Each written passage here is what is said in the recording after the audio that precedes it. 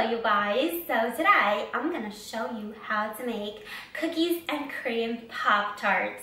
These are fantastic. The pastry of these Pop-Tarts, guys, is melt in your mouth. They've got a delicious cream filling and they're so much better than store-bought Pop-Tarts. Flavor-wise, texture-wise, presentation-wise, at least I think so. So yeah, that being said, let's get started and let's make these.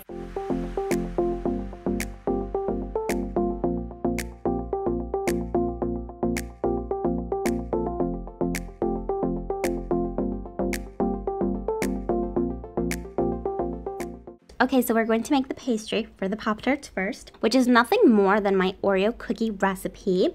Guys, this dough tastes exactly like Oreos. I highly suggest you make it sometime. Even if you're not making Pop-Tarts, make cookies. It's so good.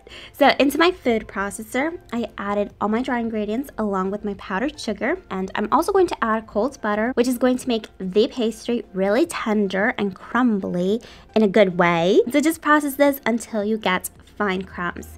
Add your egg yolks, and optional if you want a really deep black color, you can add 1 drop of black food coloring. You don't need more than that. This dough is already really dark as is. As soon as your dough starts to come together, you can bring it together with your hands and cover it in plastic wrap, and you need to refrigerate this for about an hour. In the meantime, I'm going to show you the filling, which is amazing. So be careful to not eat it. Save some for the Pop-Tarts. It's just cream cheese, vanilla extract, and powdered sugar. Now, if you want, you can certainly add some fine Oreo crumbs to this, making basically a cookies and cream filling. I'm going to add crushed Oreos on top of my Pop-Tarts. So I really want to keep this filling as simple as possible, but you know, it's up to you. You can even add some mini chocolate chips if you want in the filling. So good. Okay, so once everything is mixed, the cream should hold its shape. Since we used cold cream cheese, you always want to use cold cream cheese when you're making a filling or a frosting. So we're ready to assemble everything. Flour your mat. I'm going to cut my dough in half. It's just easier to roll out, but if you have a bigger mat, obviously you don't have to do this. We're looking for about 1/4 of an inch thickness.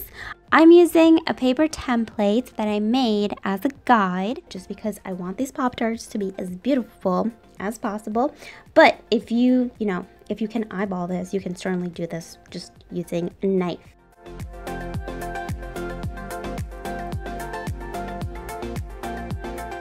Fill the center of each Pop-Tart with your cream. If you can, use a piping bag. It's much faster and less mess. Make sure you leave the edges clean because we're going to top this with another pastry rectangle. Wet the edges with some water and add the second rectangle. I apologize, I film alone, guys, so sometimes this does happen that my arm is in the way. So yeah, I'm sorry. Now, a really nice trick to seal the edges that my lovely mother taught me is to use the back of a spatula.